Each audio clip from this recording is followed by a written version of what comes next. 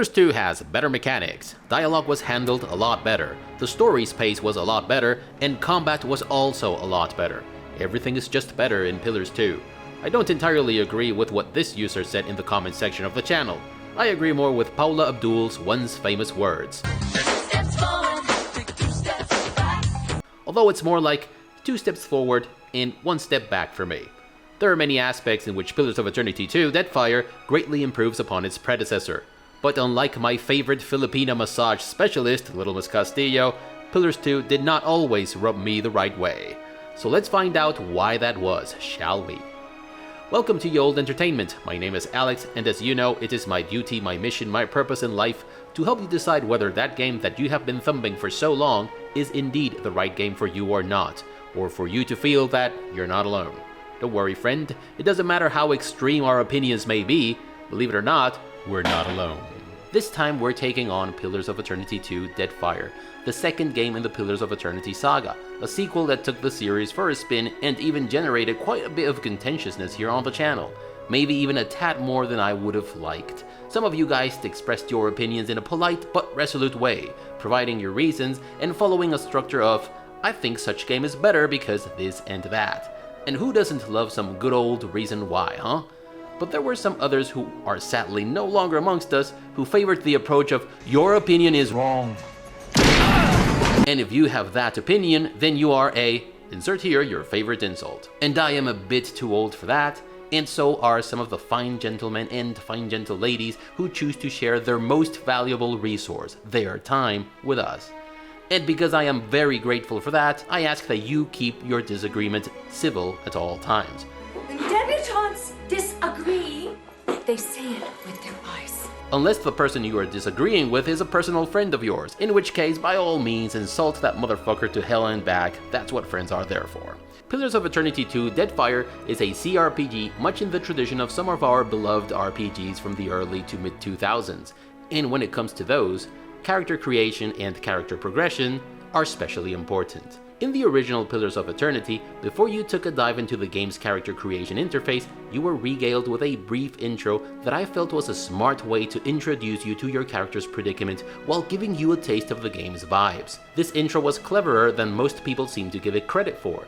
It didn't embark upon a lengthy exposition dump about the state of the world and the large threat looming in the horizon.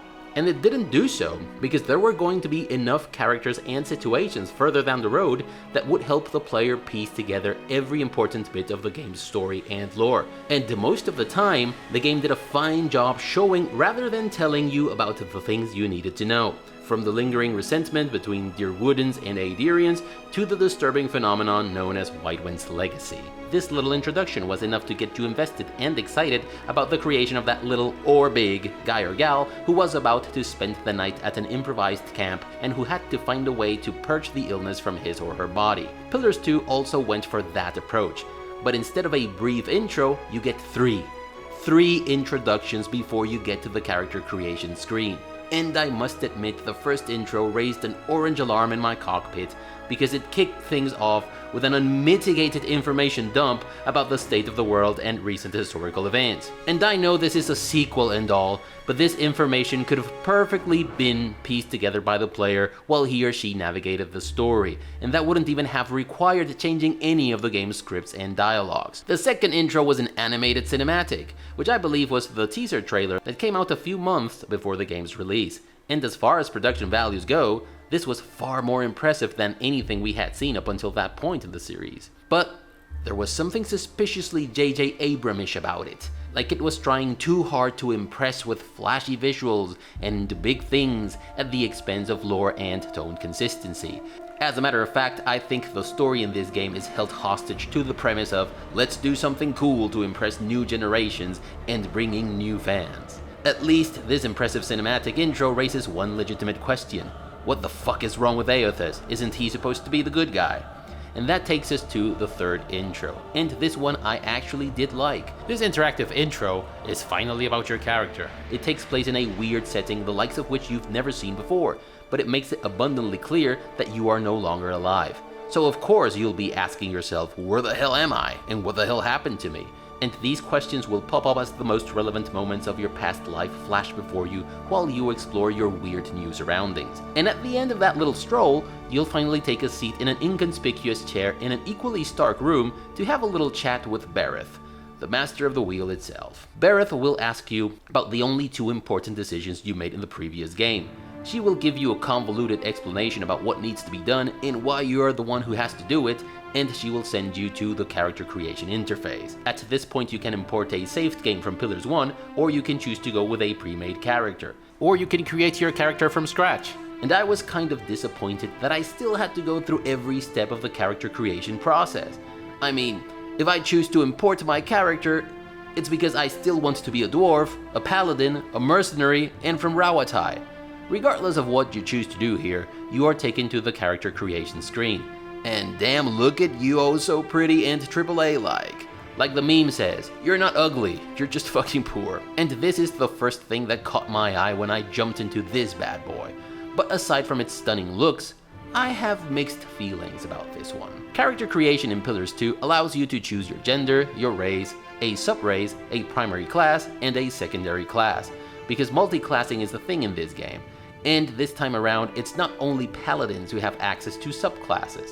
Pillars 2 introduces archetypes, and every class has its own assortment of second-tier variants that come with benefits and penalties that are specific to each of them. So you can hyper-focus on what you want to do and min-max the shit out of your character, or you can balance things out if you are that kind of guy or gal.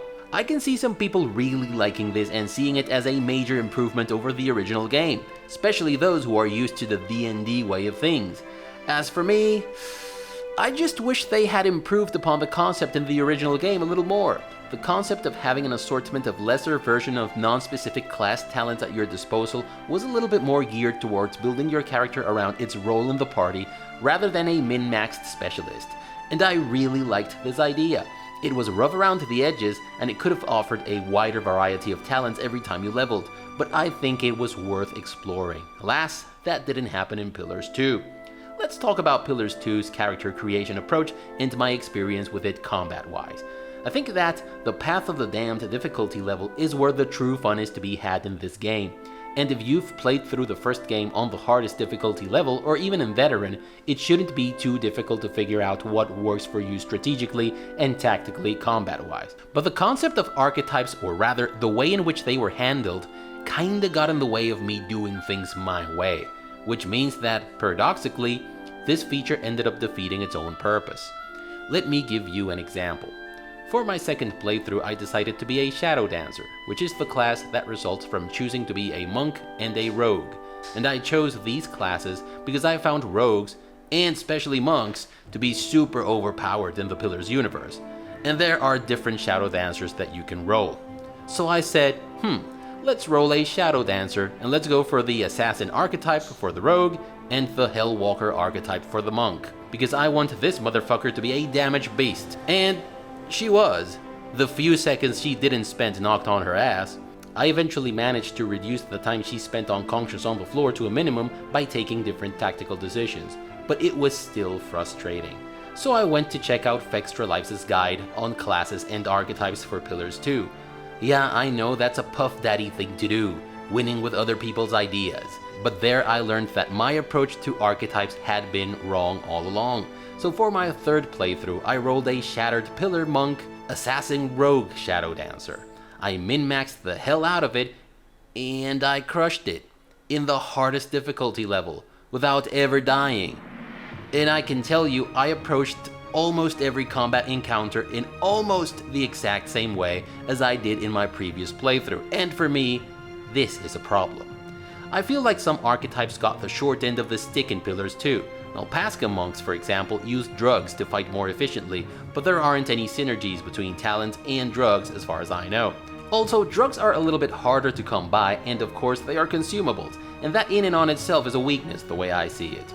And some of you have mentioned that some druid archetypes are weak compared to some others, but I have never rolled a druid in this game. Of course, combat is not bad in Pillars of Eternity 2, and in many ways, it far surpasses the combat in the original game, but I wish they had stuck with the original concept and improved upon it. In Pillars 2, class progression has been standardized, which means that every class gets a couple of points to spend on skills every time they level, and a point or two, depending on the level, to spend on a new talent that is specific to their class. And I prefer this to the D&D way of things, certainly, but I am not a fan of how this works for spells in Pillars 2. You learn a new spell or two every time you level, and there are some spells, which are identified with a little icon in your talent tree screen, that you can already cast because they are in your grimoire. So you can cast those spells you learn and those in your spellbook, but you can't customize your grimoire. You see, that's gonna be a problem. And there was something immersive and organic about learning and using spells in Pillars 1 that is completely lost in Pillars 2. In the first game, you had the option of learning a few spells when you leveled, but you came by the bulk of your arsenal of magic by defeating other wizards, stealing their grimoires, learning spells from them, and then customizing your own grimoire. And I feel like this mechanic offered way more flexibility.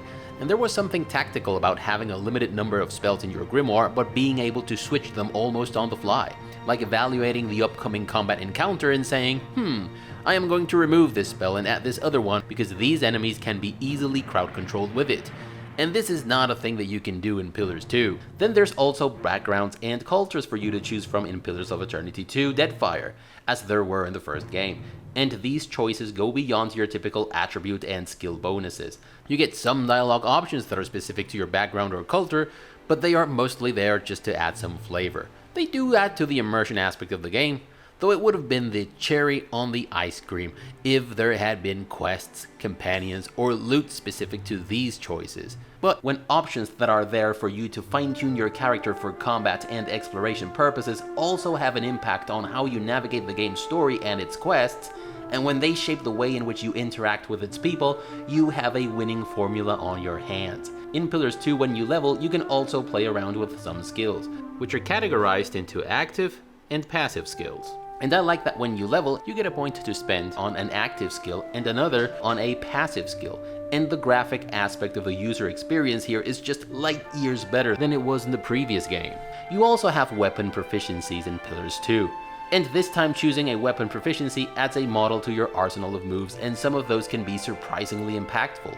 During this last playthrough, I chose the large shield proficiency, which came with a shield wall perk. And this model made a huge difference in the way in which I played the game. And last but not least, there is a fact that you have a talent tree that allows you to get a full tiered picture of your talents. And this is very useful to plan your character's career ahead. This was much needed in the original game, and I am glad we have it in the sequel. There's also a broad array of face and hair types and other cosmetic things like your character's pose and its voice, which are pretty neat and all AAA-like.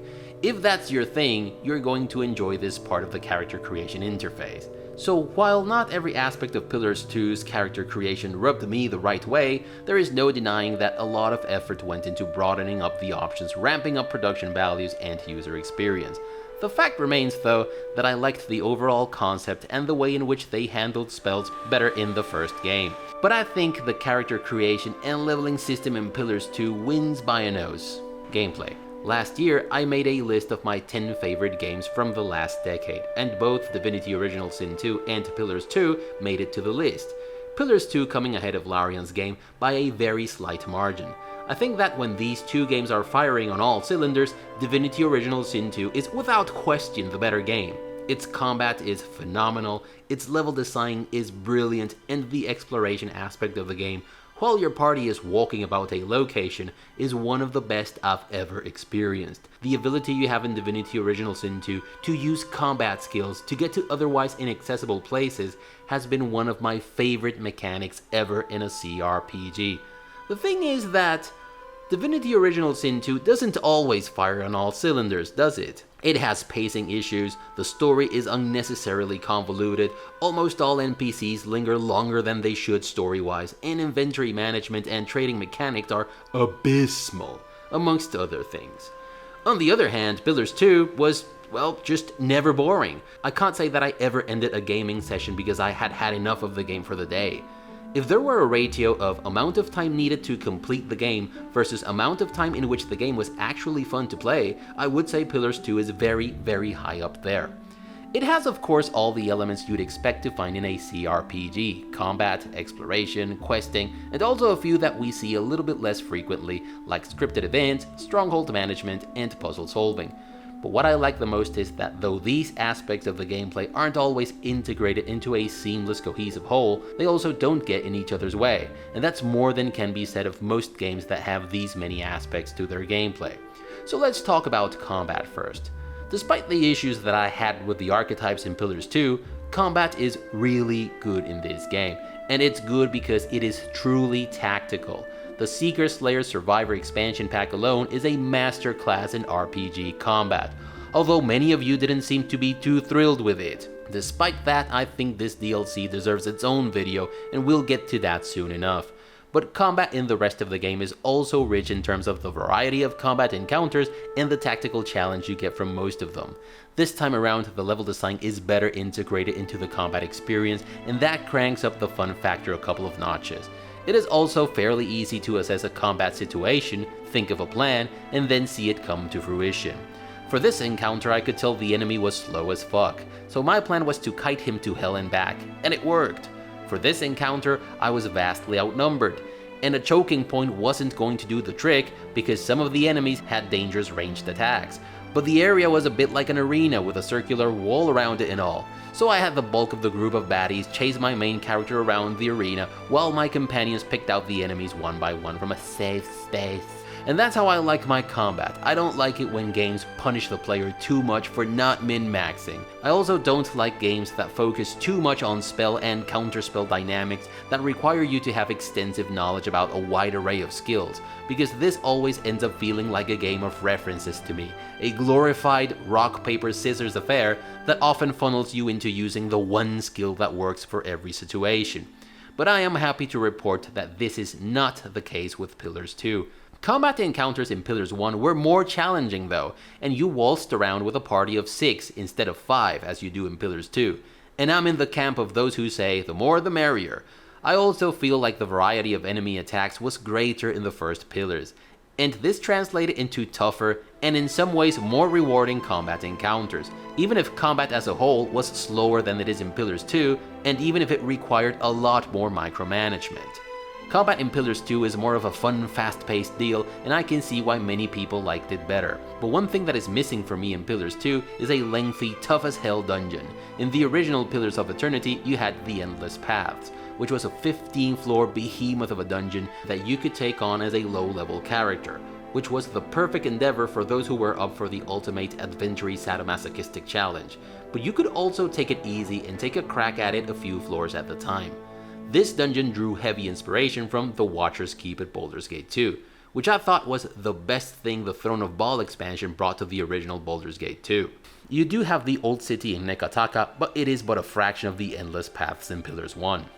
One thing that I am very thankful for in Pillars 2 though, is that most of the annoying pathfinding issues the original game had are gone. It's not entirely perfect, and sometimes you have to micromanage some of your character's movement, but it's nowhere as tedious as it was in the first game, and that works wonders towards the fun factor. If fast-paced action and brief dungeons that you can dispatch quickly so that you can move on to the next challenge is your preferred type of gameplay, then combat in Pillars 2 is going to be your thing. If you're more about the immersion of a deep dungeon and combat encounters that will have you scratching your head and micromanaging, then you're probably going to miss that a little bit in Pillars 2 if you played the original game. I've always said that questing in an RPG is only as good as the game's writing, and spoiler alert, it is not great in Pillars 2. But in my estimation, this game does something that far outweighs its occasional cringy writing. Pillars 2 offers a solid array of branching paths, and this includes every major quest in the game. This is something that I am constantly on the hunt for, because it seems like it is rarely found in story-driven games. For me, Pillars 2 is in the pantheon when it comes to impactful decision nodes that add replay value to the game. It's up there with some illustrious titles like Arcanum, Baldur's Gate 2, Tyranny, and Fallout New Vegas. Here's a good example. You have to send this mofo Benwith to the wheel. and you have to do this in Fort Deadlight, which is Benwith's turf. But if you take the time to talk to everyone around, you'll get an interesting piece of intel on the man. The dude likes to roll it Elton John style when it's party time at the local tavern. So if you go for the "let's get this party started" approach, and also take the time to sabotage his harpsichord, I think you can put 2 and 2 together. If you're not the party type guy or gal, you may also team up with some guys who want to screw Benwith over and help them steal his ship. If you do this, the traders will sail away on Benwith's most valuable possession, and he will come out to see what the fuck's going on. You'll then be able to ambush the bastard there and then, a slightly less coward and cunning method, but also a bit more satisfying. Or you can sneak into his room and kill him and all of his guards. Or you can Northman the shit out of everything and everyone if you so wish to. And you know what? You don't even have to kill Benwith if you don't want to. You're right, I don't have to kill you. I want to kill you. But killing Benwith is just one of many examples of quests that you can approach in wildly different ways in Pillars 2. And the best thing about it is that the game keeps track of all of your decisions. So when it's time to present you with that final sequence of stealth that every CRPG worth its salt has to have, the game tells you how things went down in the world, and it will often acknowledge the way in which you handled situations, and that is just awesome. Pillars 2 also has exploration.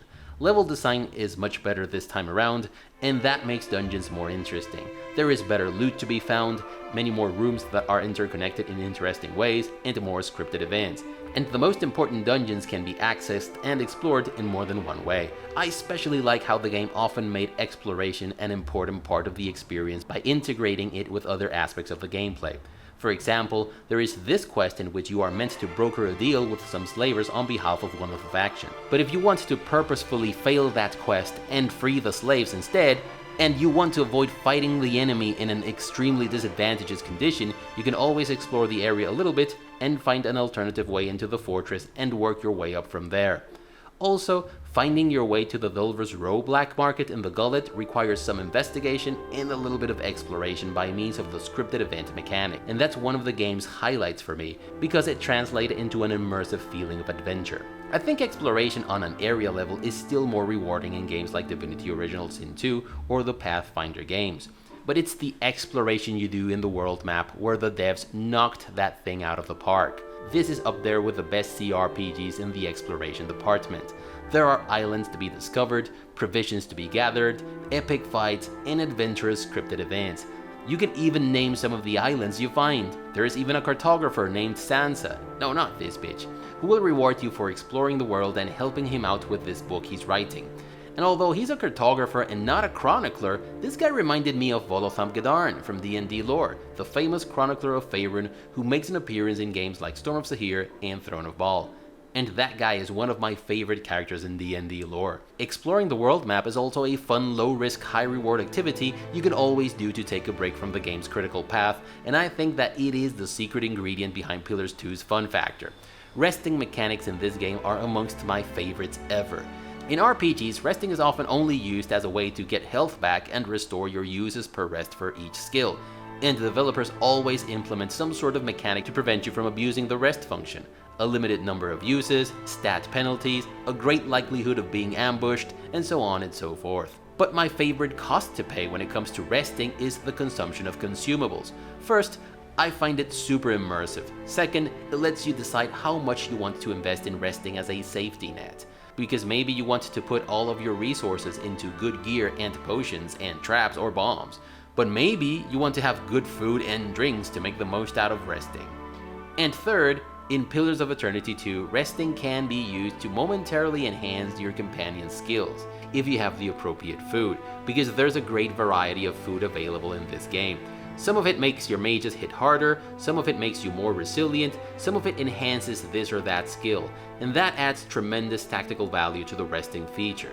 It also makes you consider which food is better to have as a resource to keep your crew's morale up, and which is better to carry with you while you're out there exploring dungeons or an area of the map on foot. Whoever invented this mechanic deserves a raise and a promotion. Here's to you, unsung hero of game mechanics. Pillars of Eternity as a series has some of the best use of scripted event mechanics in a CRPG. Every time they are used, they have a positive impact on whatever is happening at the time. They increase the tension of the given situation, they help emphasize the importance of a location, and they often allow your companions to shine with their own light. And while these have been improved on the user experience end of things, I can't help but feel like the extra information you get in these situations detracts a little from the immersion aspect of the game. In the original game, you could assign a companion to carry out a task based on how much you knew them and their talent. But there was always the uncertainty of chance, and that made the whole deal feel immersive and adventure-y. This time you're not only told which skill check is being applied, but also which companion is more likely to succeed on the check. I imagine a lot of people are going to see this as an improvement. And I didn't hate it, of course. I still think this is one of the best things about the game, even if I missed the uncanny feeling of uncertainty that I got from scripted events in the original game a little bit. There is also stronghold management in Pillars of Eternity 2 Deadfire, and they nailed it. It's fun, it's useful, and it complements other aspects of the gameplay nicely instead of getting in the way as it happens in some other games. This time around, your stronghold is your ship, and that is oh so convenient and welcome. Because your ship is what you use to travel around the world, every enhancement you make will have a direct impact on the exploration aspect of the game. You also have crewmates, and while many of them are nothing but a portrait and stats, some others are people you'll actually get the chance to interact with and recruit. There's this ogre at the tavern in the Gullet district that you can convince to join your crew as a cook. There's also this shorep you meet and rescue in one of the islands and that you can hire as a deckhand. And this discounts Jack Sparrow fellow, which is kind of funny in his own cheesy way. And then there are your fully voiced original crewmates, Irena, Ildegrin, Chitupek, and Boydul. And this seems like something dumb and trivial, but those brief interactions you have at the beginning of the game with your first crewmates add a great deal of value to the scripted events in which they intervene. And it's because they feel a little bit like, wait, let me get the expert on these things. Family. My family, mi familia. It also helps that most of these interactions take place when the shit hits the fan while you're out there sailing the high seas. I also love that, because your ship is your stronghold, you can choose when, where, and who to battle out in the open sea. I think this is meant to replace the tedious defend your stronghold combat encounters that you had in the first game. And while defend your stronghold encounters were a bit of a pain in the ass in Pillars 1, these combat encounters that take place out in the open sea are an absolute blast. They have phenomenal music, you get to see those companions who are not currently in your party in action, and they end with this delicious over-the-top injection of dopamine, a great little music track to celebrate your victory, sweet-ass loot to replenish your stronghold consumables, experience for both your party members and your crewmates, and the possibility to share the loot with your crew to boost their morale through the roof. You may even use this as a regular tactic to boost your morale and save on expensive food. Pillars 2 has bounties, just like its predecessor. This time around there are many bounty hunters and they have many more marks to hunt. Some of them are ship captains and some are your standard wanted criminals who are known to dwell here and there around the archipelago. This time there is truly fantastic loot to be collected from these marks, and as it happened in the first game, some of these bounties are amongst the most fun and challenging combat encounters in the game. And the best part is that there's always a bounty for you to collect when you want to take a break from the game's critical path or its side quests. Let's talk about itemization in Pillars 2. There are a lot of interesting items in the game, and the best part is that you can enhance them even further by means of a very interesting enchantment system. This system goes beyond your typical plus X or plus Y stat improvement for your weapons. It offers a branching tiered approach that allows to make items more efficient at what you want them to do for the character who is going to wield them. One thing I like about this system is that it encourages you to choose the items you want to enhance as well as how you want to enhance them carefully, because the materials required for the highest tier of improvements are not easy to come by in this game, and it is expensive to enhance items this time. Named items have unique skills and bonuses, but I don't remember any of them having synergies with class-specific skills and talents or cross-item synergies as they do in Pathfinder Wrath of the Righteous. It has to be said though, while Pillars 2 has item-specific upgrades, and that is super cool and all, there are actually less enhancements to choose from compared to Pillars 1. Yes, item enhancements in the first game were more generic, but there were also many more of them, and that alone added greater tactical value to the whole item enhancement deal. In the original Pillars game you had pets, but aside from the Visage of Consulhout, they were all pretty useless. They weren't even cute, and that's a point for the Pathfinder games, I guess. Pets there are useful, your companions can also have pets, and they are super cute. But pets in Pillars 2 are actually useful, and there's a shitload of them, and they come with all sorts of bonuses, some of which will come handy in combat encounters, and some others that might even give you that little extra boost you need to pass that pesky little skill check. I wish your pets had been cuter, and I also wish your companions had been able to have pets of their own. But this is a nitpick, of course. As a whole, gameplay in Pillars 2 was designed to be a blast, and I would say that they nailed it for the most part. Story and lore. Let's talk about the story in Mask of the Betrayer for a moment, shall we? I wouldn't say the story in Mask of the Betrayer is simple or straightforward. There are many actors who are willing to help you succeed, and many others who are all hell-bent on making you fail. And their motivations aren't always clear, and piecing together the game's mystery is no easy task.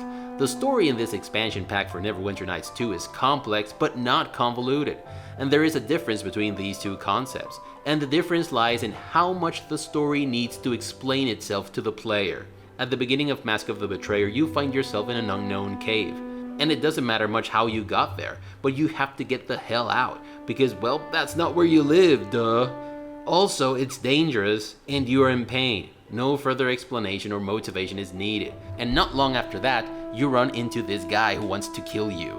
And he gives you the quick version of why he wants to kill you. The bear knows more than he's letting on, of course, but he doesn't care to explain, which makes sense, because why waste words on someone you are going to kill anyways? So again, no further explanation is needed. The story in Pillars of Eternity 2, on the other hand, is convoluted.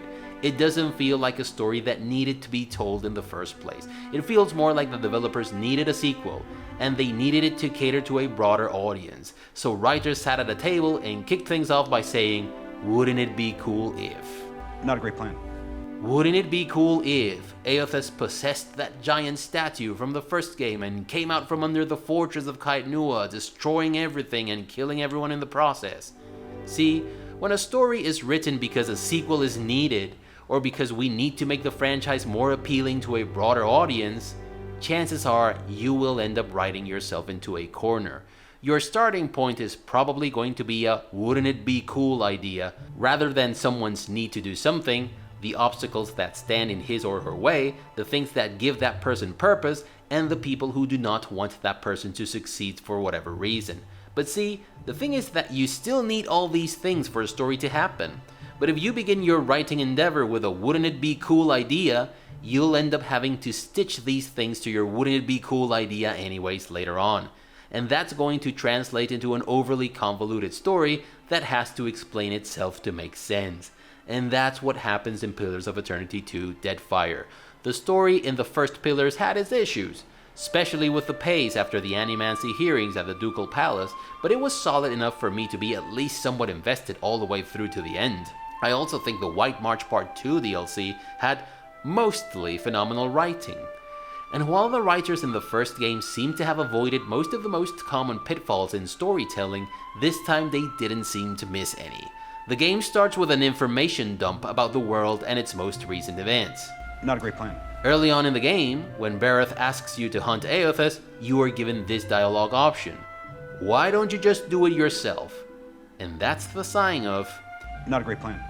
See, the game needs to explain why it is up to you to pursue Eothas. This explanation is needed because Eothas is a god, and the entity who wants you to chase him is also a god. And I am pretty sure that this is what Julio Cortázar meant when he said that explanations are nothing but well-dressed mistakes. At least in literature. See, questions like this... Why couldn't you tell me this before? Or like this... Why does this world have to die for the elves to return? Or like... Why don't you just do it yourself? Aren't really there to sate the curiosity of the character that's asking them.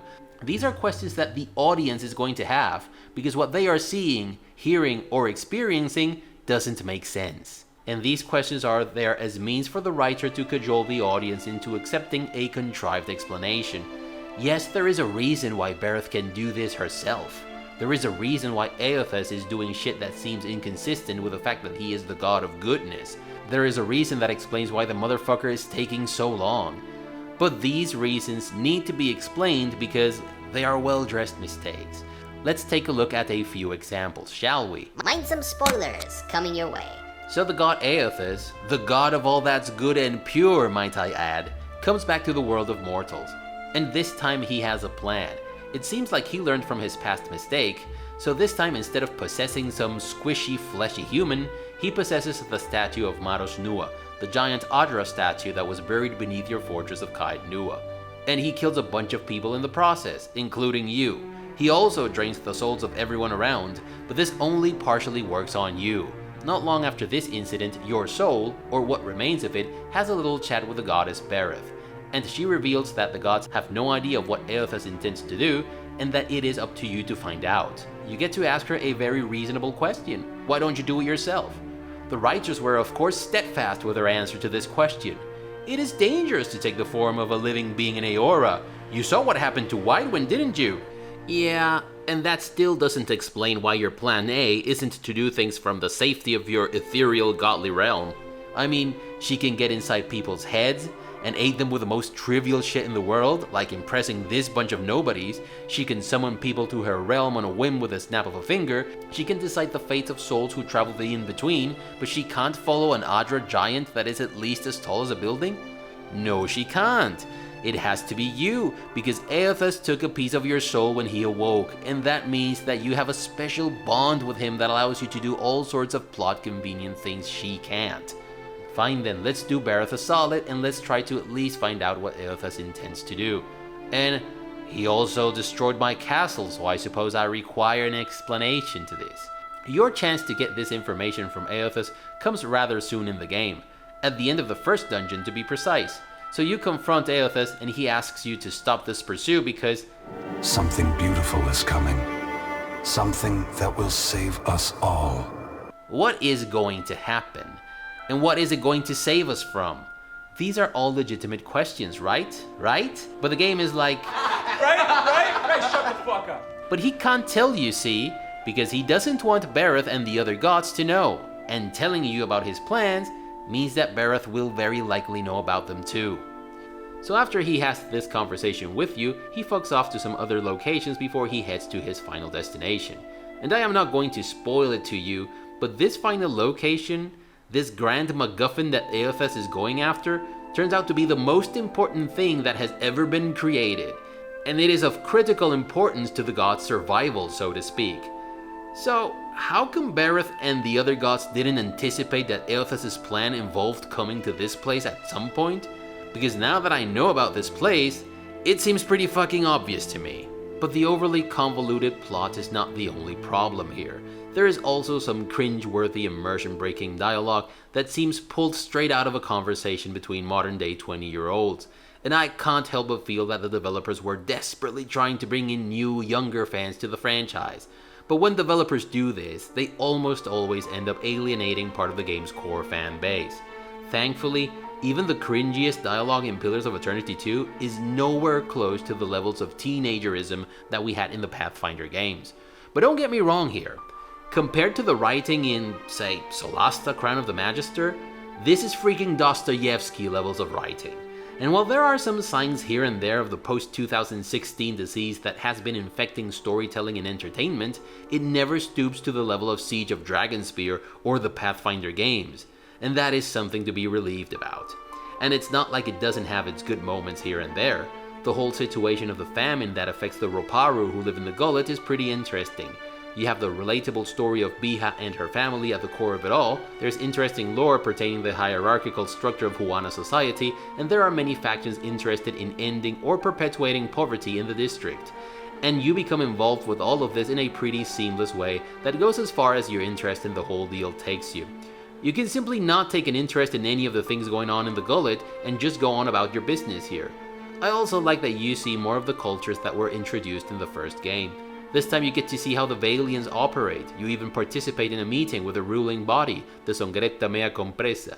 You also mingle with the Rawatayan Royal Deadfire Company, the Pirates of the Principe, and the local Huana tribes. These are the major players in the Deadfire archipelago, and I like the fact that you start working towards an alliance with these factions early on in the game, and that choosing one of them over the others has far-reaching consequences. There's also more than one way to get these people to cooperate with you, and also more than one person you can ally yourself with in their ranks. Unfortunately, this cool premise This very cool premise of mingling with the major players in the archipelago and forging alliances with them is undermined by some questionable writing here and there, and of course it is stitched to a wouldn't it be cool overly convoluted main premise. The lore in this game is still delightfully robust and immersive.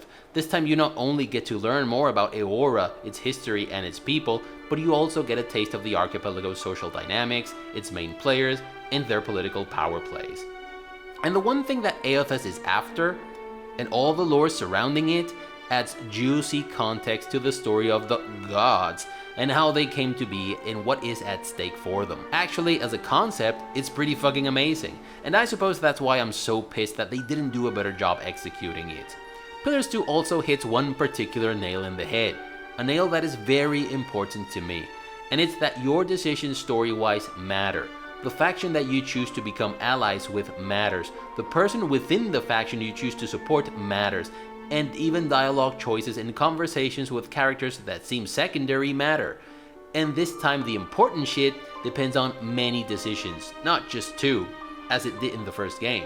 But you also get to have an impact on not so important shit, like the fates of each of the factions in the archipelago, your companions, and some other secondary characters.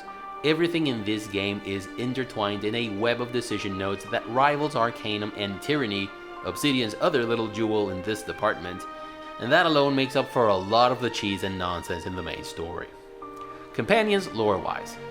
While they are not bad, and a couple of them are actually pretty decent, these guys and gals are not even in the vicinity of your companions in the first game. So you can forget about lore-consistent stories about the God Hammer, or about how regular folk in the Deerwood are dealing with Whitewind's legacy, or further insight on other cultures.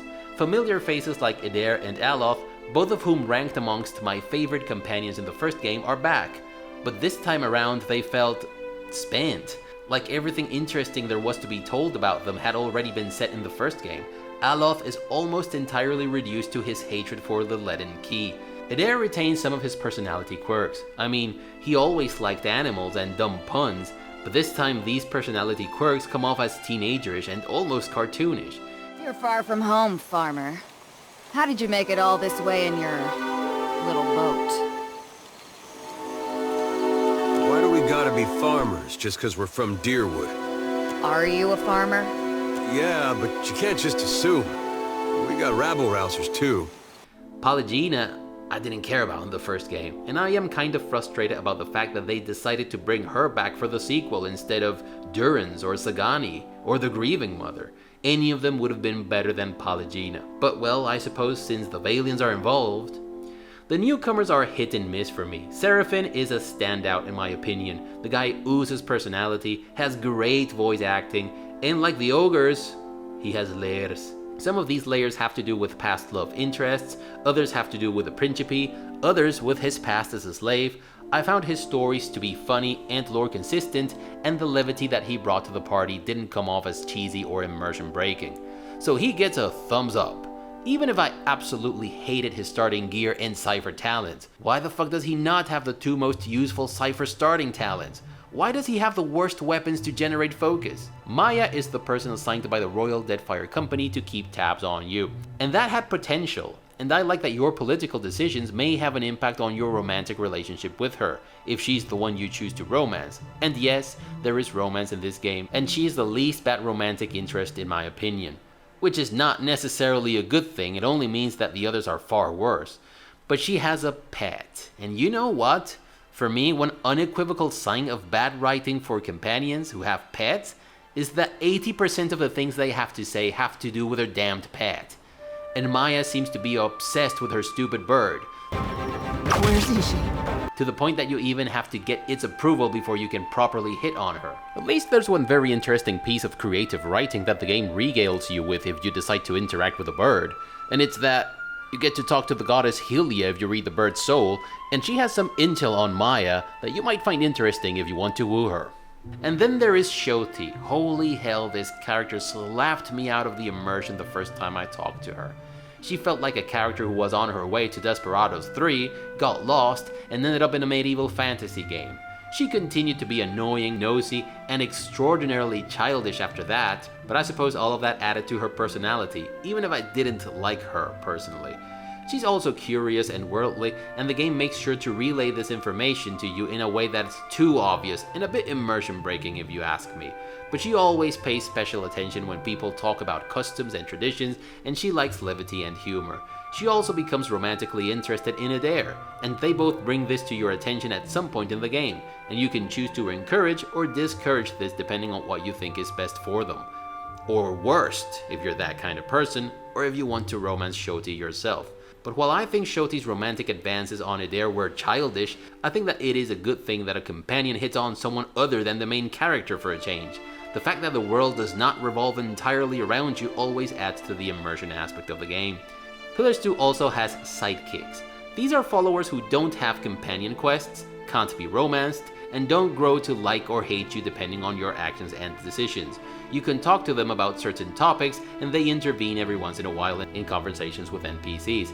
And to be honest, they all added to the fun factor and immersion of the experience in some capacity, and that's more than can be said about some of your other companions.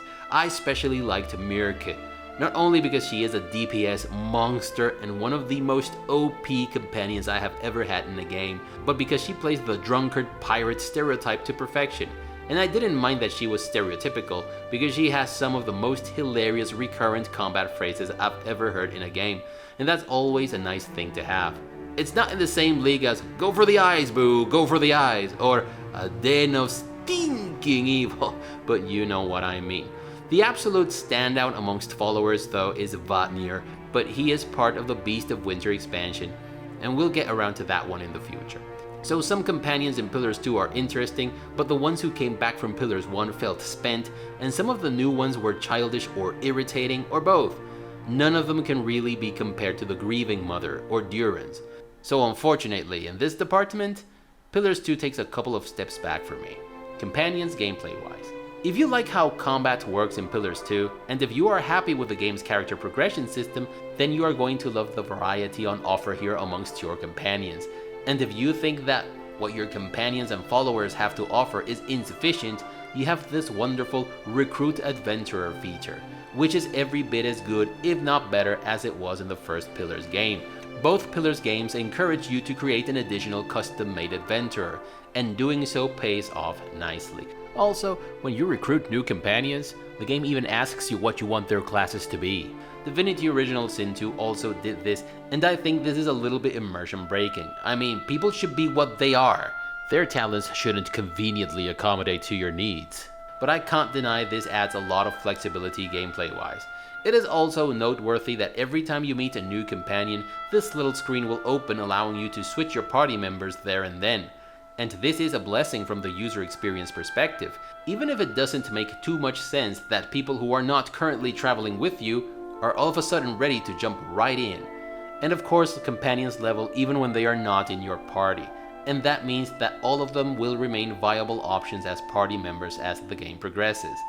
Also, keep an eye out for this guy, because he is easy to miss. I actually missed him during my first playthrough.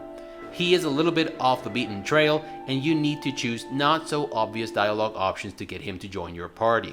And although he is a follower who doesn't have much to add to the adventure story-wise, he offers a unique array of talents that comes in very handy in Pillars 2. Secondary mechanics and user experience. This is it. This is the real score. This is the paragon of secondary mechanics and user experience. There is inventory management, trading, crafting, and item enhancement in Pillars of Eternity 2, and they all work beautifully. Inventory management is a tad different this time. In the first game, the inventory screen displayed all your party members and their inventory spaces. This allowed you to compare any item any of them had in their inventory to any item any other companion had equipped at the time. And though this was a dream come true for me, the truth is that 2 rows of items per companion did not amount to a lot of inventory space given the number of items that were to be found in Pillars 1. That meant that you always had to open your stash and drag it around to move and compare items. And I had no problem doing this. But this time around, when you go to your inventory screen, you see your selected character's equipped gear, his inventory rows, and your stash. That means that items pile up in your stash, and that is better because any character can access the stash, and it has lots of tabs and sorting criteria to help you manage your inventory. And that will seamlessly encourage the good practice of using each of your companion's inventory to store stuff that only they are likely to use. And this is also very helpful if you change companions a lot. Because how many times did you say, ah fuck, I removed this dude from the party and he had such and such items in his inventory that this character that I'm bringing in just now could be using? Well, you'll be saying this a lot less in Pillars 2. I don't know what your expectations are when it comes to the trading interface, though I am very curious about this, so maybe you can tell me about it in the comment section. But these are things that are a must for me. First, I want to be able to make last-minute comparisons between the items that I am about to sell and my companion's currently equipped gear. And if that includes companions that are not currently in your party, well, even better. And if that includes your secondary set of weapons, well then even better. I want to be able to move items between party members while on the inventory screen. I want to be able to change my sorting criteria with one click. And I want this sorting criteria to include item value, rarity, type, and the time it's been in my inventory. I want there to be some sort of shopping and selling cart that I can go over once again before completing the purchase or sale. This means that Pillar system is the closest to perfection that we have gotten in a CRPG. And it's got a search filter, praise the Lord. Crafting works exactly as it did in the first game, and it is perfect. You have collapsible panels, which list every relevant crafting category. I like that these are collapsible panels and not accordion panels, which means that you can open all of them and see every goddamn item in every category. I love how the game informs you of what you can and can't currently craft by simply changing the color of the item's name. White means you can craft, gray means you don't have all the necessary ingredients. Brilliantly foolproof. And when you click on an item, you see a full description of what the item does and the ingredients required to craft it. And of course you can choose how many you want to craft. I freaking love it. And the best part of it all is that these items are actually very useful for combat and non-combat situations. Item enhancement was pretty simple and seamless in the first game, and while the way in which this is done mechanics-wise doesn't change per se, there is one major improvement this time around. Unique items have unique enhancements, and these have branching paths and tiers. Must be said though, there were more enhancements available per item in Pillars 1. When secondary mechanics are so user-friendly and practical, the result is that you end up wanting to engage in these activities. You end up wanting to craft, looking forward anxiously to the next tier of enhancements for your currently equipped gear, and therein lies the beauty of good user experience. Speaking of which, it is just amazing in Pillars 2, and it's not just secondary mechanics that are great. Lockpicking, trap disarming, going in and out of stealth, combat and the decision-making process during scripted events are all seamless and enjoyable. Here's a tiny example. If a chest is locked and you hover your cursor over it, you'll get the information about how likely it is for the selected character to succeed at its lockpicking attempt and whether or not he or she is going to need lockpicks and how many. You don't have to click on a thieving or lock-picking bullshit icon because the chest is locked. Clicking on it automatically makes your currently selected character try to pick its lock. But if the chest is trapped, and if any of your companions detect this because they have good perception stats, then the action will automatically change to disarm trap. You don't have to cancel the lock-picking and click again. And this is very extremely useful for situations in which you notice that the chest is trapped just a second before you try to pick it. This seems like something trivial, but now go back to your favorite game from the early 2000s and try to pick a lock or disarm a trap. Go on, go ahead. However, I think that you can go overboard when you focus too much on delivering the best user experience possible. It can become hand-holdy and immersion-breaking when it is taken too far, and I think there's a little bit of that going on in Pillars 2. As we said, scripted events provide the player with a lot more information this time, like the kind of skill check that you are up against and who is best suited in your party to pass this skill check.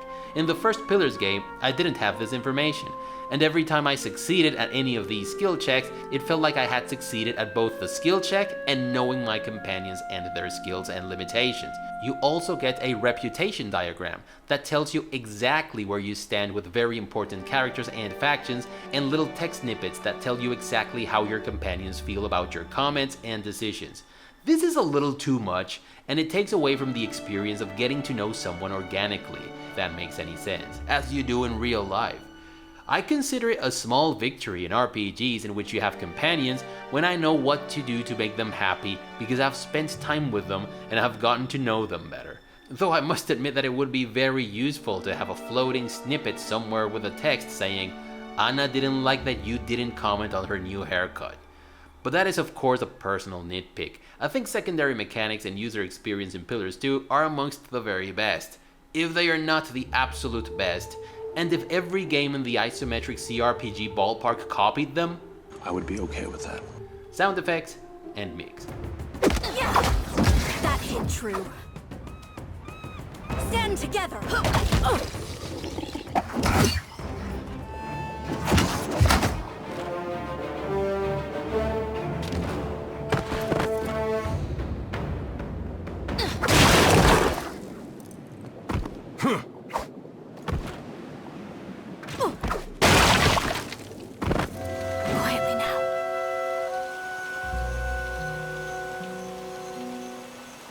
How does the sound in the first game compare to this one?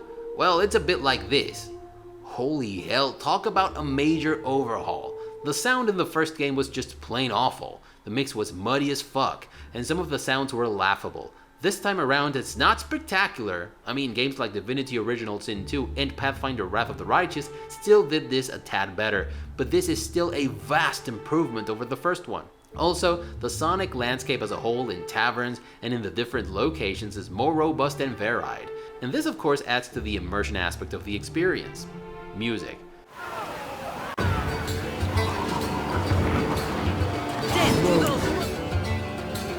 What can I do you for?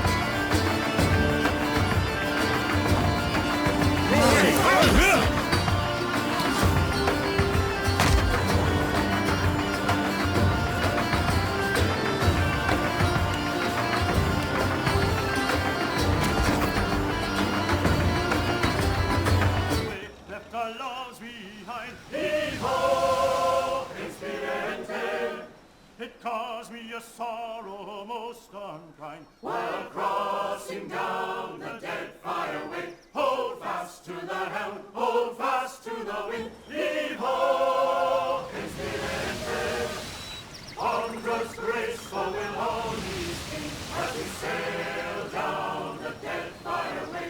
They say in Deadfire the luminous grows. Heave-ho, inspirante. I often talk about how overdoing the score can work against the immersion aspect of the game. I mean, if you walk into a tavern and the music sounds like it was recorded in a studio by a cast of 6 or 7 professional musicians, but you only see like 2 people performing on a stage, if you even see anyone performing at all, it could be a little bit immersion breaking.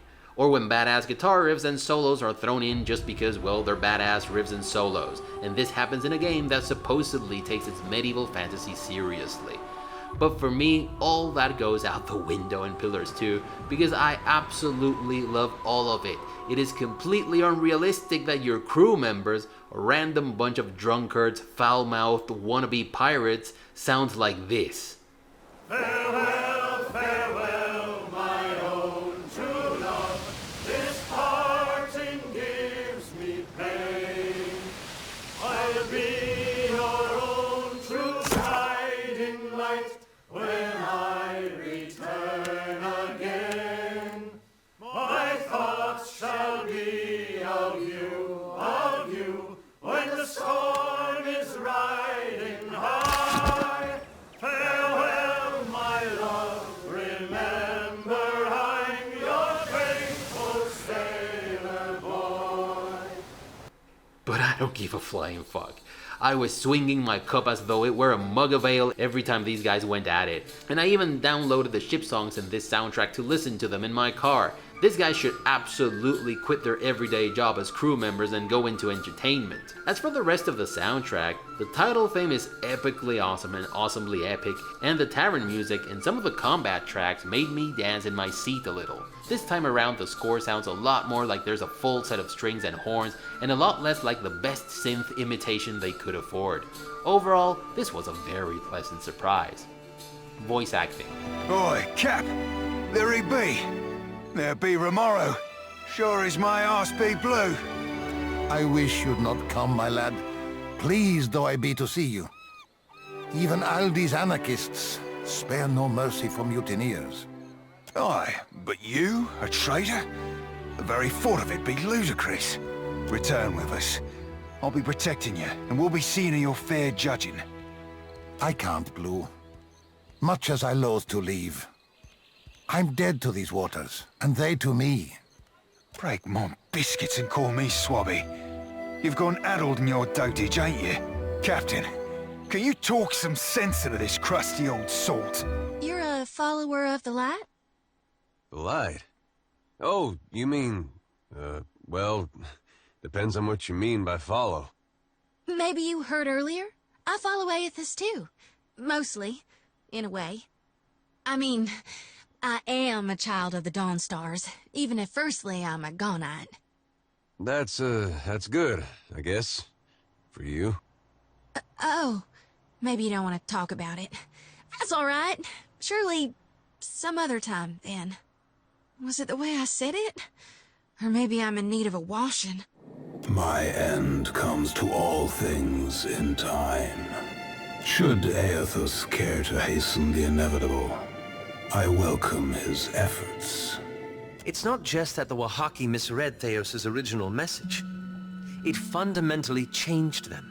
They went from being a large and well-connected tribe to a much smaller one defined by isolationism.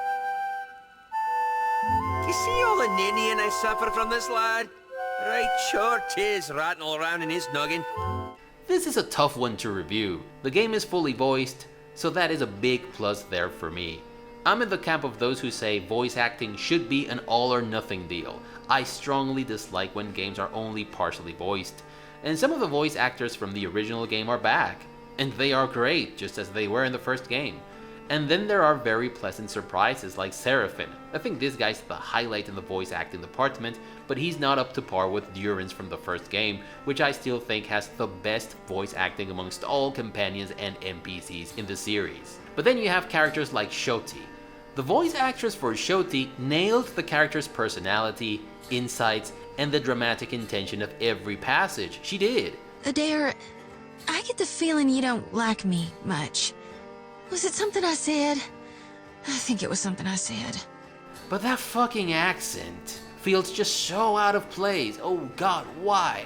And I know all Dawnstars talk like that, and many dear Woodens also, but it's just so fucking annoying. And I get that Valians are meant to be Italian meets Spanish inspired, but damn, some voice actors take this too far and it ends up feeling overacted. This character is particularly annoying. Also, I hope whoever thought it was a good idea to have the same actress do the narrator and one of your companions got the help he or she needed. Not a great plan. Overall, well, it is fully voiced. The voice acting and the voice direction is competent, but some characters can be irritating and some others immersion breaking. Graphics. This is a major step forward in every respect. This time there's a far greater variety of locations and they look lore consistent, but also detailed and alive. Most areas still feel a little small and cities still don't feel as vibrant and lived in as cities and towns in, say, Divinity Original Sin II, but it's still pretty good. This time around there are nice little details like weather changes and dynamic shadows, which add a AAA-ish vibe to the experience. Character models are far more detailed this time, and weapons and armor look way cooler, and I'm talking about the way they look on your character as well as their artwork. There are even different poses to choose for yourself and your companions. Not that I give a shit about this, but it's there. Enemies are varied and detailed, and many of them are even impressive. Maps are colorful and gorgeous, and the hub is lean and consistent with the game's themes and vibes. I prefer how your companions' portraits were presented during dialogue sequences in the first game. I don't know what's up with the stupid sepia carbon filter, but that might actually be the single thing I prefer from the original game in the graphic department. Overall, very, very solid as a package. Performance and stability. There was a time in which this game was a little bit rough around the edges, but right now it runs smoothly and it is almost completely bug-free. I didn't experience any crashes, loading screens have been much optimized this time around, and the only one that you get in the core game is a lot prettier than the ones you had in Pillars 1. And I don't remember experiencing any FPS drops. If it's not perfect, it must be pretty damn close. Other considerations and final thoughts. Pillars of Eternity 2 is one of my favorite games from the last decade. I think it's a mandatory title for those who are into CRPGs. It's not perfect, of course not. And it also has some serious flaws in aspects that are very important in the CRPG genre. I think it took 2 steps forward and 1 step back, but in the end, it improves upon the first entry in the series, which was already phenomenal. Also, this game has been out for a while already, and a ton of fantastic content has been added to it. Great DLCs, amazing mega boss battles that are amongst some of the most tactically challenging encounters in a single player campaign focused RPG, and lots of other minor and major improvements. So I thoroughly recommend that you give it a shot if you haven't. If you liked the video, give it a thumbs up. If you didn't, thank you for watching all the way up until now. If you like what you're seeing in this channel, please consider subscribing and clicking that notification bell to avoid the usual YouTube shenanigans. Share the video, but most importantly, never stop gaming, but don't let gaming get in the way of your hopes and dreams. Bye everyone.